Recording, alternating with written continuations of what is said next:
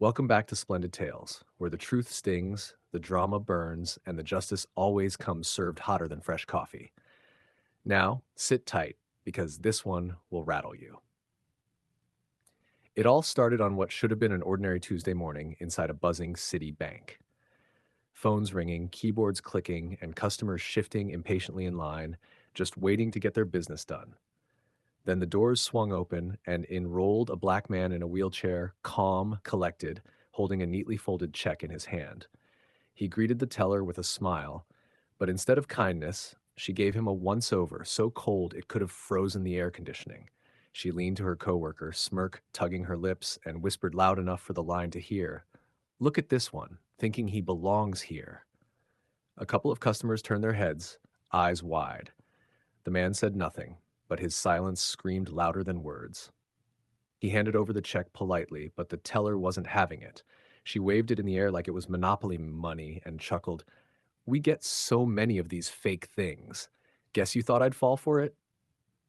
The line behind him started murmuring, people nudging one another.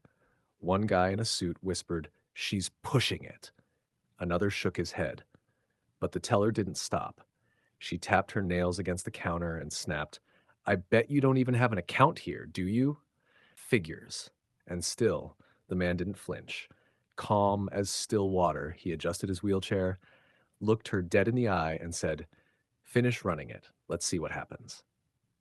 Now, before I go further, if you're enjoying this tension, smash that like button and subscribe to Splendid Tales. The teller's smirk stretched wider, her eyes darting around like she was waiting for applause.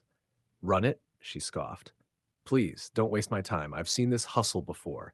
A fake check, a fake smile, and no account to back it up. What's next? You'll ask for bus fare on the way out?" She laughed loud enough for the entire bank lobby to hear. A couple of customers chuckled nervously, but most of them just shifted uncomfortably. One woman in the corner whispered, "This is cruel," while pulling out her phone. You could see cameras slowly lifting. Oh, yeah, people were recording. The black man sat steady, shoulders squared, his face unreadable. He didn't beg, didn't explain, didn't give her the satisfaction. That calmness, it drove her wild. "Don't just sit there looking smug," she snapped, holding the check up like evidence at a crime scene. "Do you even understand banking? Or did you just think rolling in here would fool us?" The venom in her tone dripped heavy.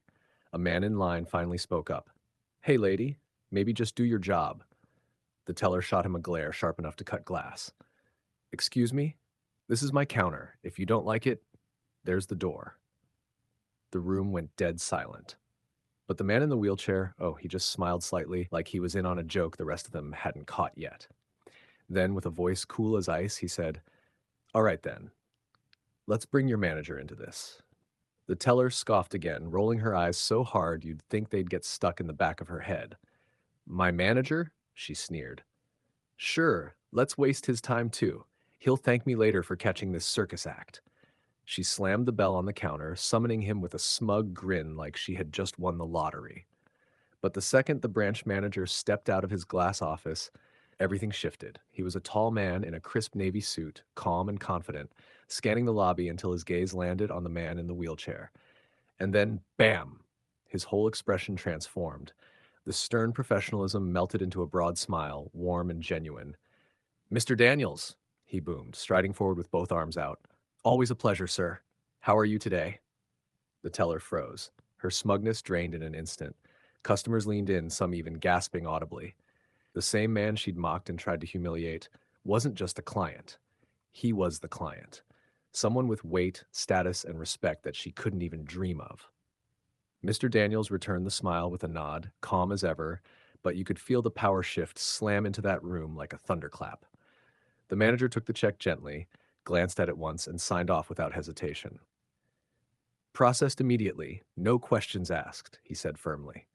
All eyes turned back to the teller, who stood pale, stiff, and suddenly very, very small. The bank lobby was so quiet you could hear the buzz of the fluorescent lights. The teller, once full of smugness, now stood trembling, her face pale as the manager's words cut through the silence. "Do you realize who you've insulted?" he said firmly. "Mr. Daniels is one of our most trusted clients, a man who has stood with this bank longer than you've been employed here. The disrespect you showed him is not only shameful, it's unacceptable. The crowd reacted instantly. Some gasped, some whispered, others just shook their heads in disbelief. Phones were raised higher, capturing every second. The teller tried to stammer out an excuse. I didn't know. I thought.